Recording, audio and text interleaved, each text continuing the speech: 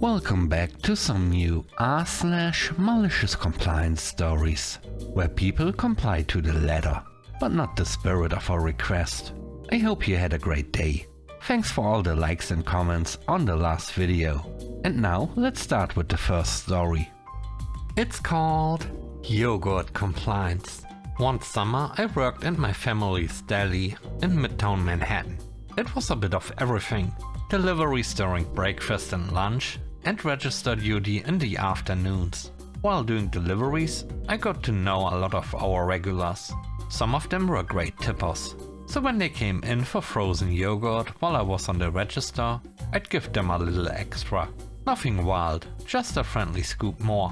One day, a good customer asked for a yogurt without a lid. Cool.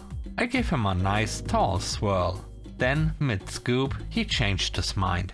Actually, can I get a lid on that? So I tried to press one on, and splat. Yogurt spilled over the side. Bit of a mess. My frugal uncle, who owned the deli, saw the whole thing. He flipped. "You're wasting money." And from that moment on, he laid down a rule. Only I make the yogurt from now on. Okay, cue malicious compliance. From then on, every time someone ordered a frozen yogurt, no matter how busy we were, I stopped everything, walked to the kitchen and got him. "Hey uncle, frozen yogurt order."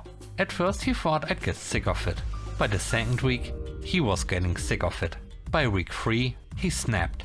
He marched out of the kitchen, red in the face, looked me dead in the eye and shouted, "Enough. You make the yogurt." "You got it, boss." Extra swirls for the regulars. The next story is called New Locks. Years ago I worked at a company that built medical testing equipment. Pretty cool stuff, but management was not always so cool.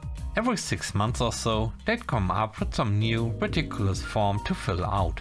But the worst one was a non-productive time log. We were supposed to stop every time we did anything that wasn't direct work. Stocking parts, cleaning, talking to our manager, even walking to a meeting, and log it. There were 12 different boxes for different categories. And yes, HR would literally watch to make sure we were doing it. After a couple of weeks of this madness, I had an idea. I added a 13th item to the bottom of the form. Time spent filling out this form. Then I quietly encouraged everyone to start tracking it too. Next Monday we had a staff meeting. First thing out of the manager's mouth, "Stop filling out the forms. Effective immediately." No explanation. Just done. Later that day, one of the front desk secretaries came up to me. Apparently everyone had pointed to me when asked whose idea the extra line was. She wasn't mad though. She actually thanked me. "I had to enter all those forms," she said. "Couldn't read half of them. And HR kept asking me questions about them I couldn't answer." And the cherry on top? Turns out it was costing the company nearly 120 hours a week just for employees to fill those things out. That's the equivalent of 3 full-time workers, just to log when they weren't working. The third story is called Working from Home. I had a part-time job that was project-based, about 60% of my time. And after a few months I picked up a second part-time role in the same team, making it a full-time schedule overall. The 2 roles had different supervisors though. With my original manager, I had an agreement. I could work from home every Monday and Friday. It was clearly communicated to the department early on. Still, I often came into the office on those days anyway, just to support team spirit. But then, life happened.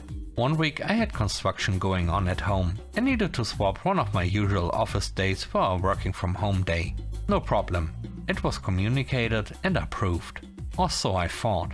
Later I got a message from my second supervisor, the one I worked under for the other 40%, saying that I needed to think hard about my work ethic. Apparently, me working remotely on a pre-approved working from home day, while still being fully online and available, was somehow a problem for her. So I took her words to heart. From that day on, I never swapped a Tuesday, Wednesday or Thursday for a working from home day again. But I also never showed up in the office on a Monday or Friday again either, because those were already my scheduled work from home days. Sometimes the most professional response is quiet consistency. The next story is called Test Scripts. I work in game QA, which means I get paid to break games, then write detailed reports on exactly how and why they broke. It's fun, chaotic, and a little like being a detective for digital disasters. One day our lead sends out this blanket message: from now on, stick strictly to the test script. No deviations, no exploratory testing. Just follow the document as written. Now, anyone who's done QA knows, exploratory testing is where you catch the real monsters, the weird bugs, the stuff players actually do. But hey, rules are rules. So I complied. The very next day I'm testing a new patch for a third-person action game.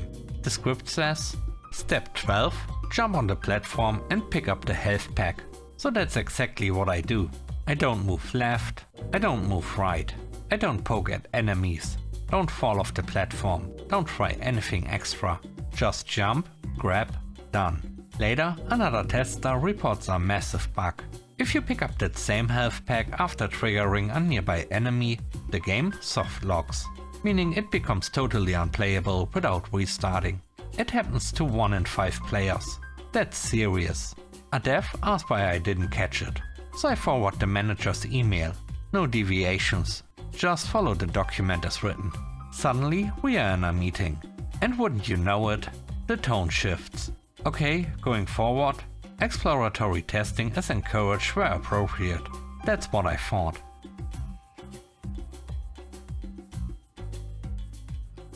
The last story is called Expense Reports. At my last job, I had to attend a ton of meetings across town, and sometimes even events in other counties.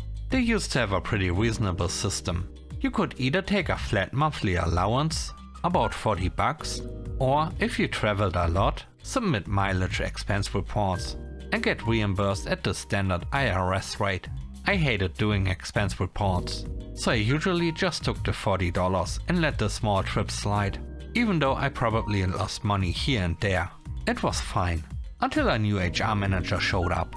She decided the allowance had to go. Everyone must submit individual trip reports. Most of us just ate the cost, unless a trip was worth $20 or more. But then she noticed people weren't filing for the smaller trips. And instead of just letting it go, she got inspired. Her genius solution? Make expense reports harder.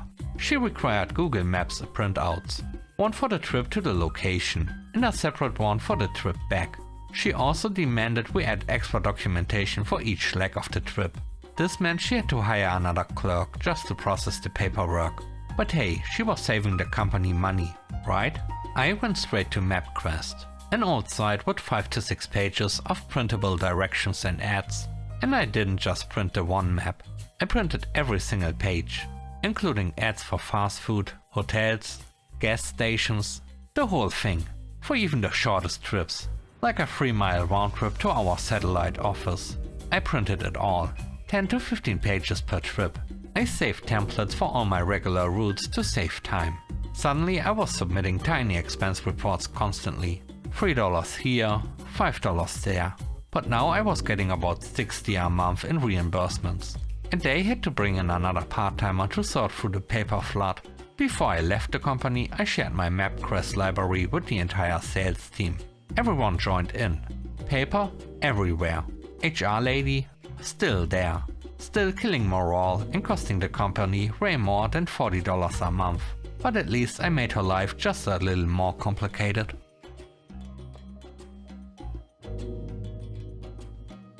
Thanks for watching the video to the end. I hope you enjoyed it. If you did, please don't forget to leave a like, comment and subscribe. And if you have time, watch another one of my videos. Also, if you want to support me further, check out the channel membership or Patreon. And now, I hope you have a great day. See you soon. Bye bye.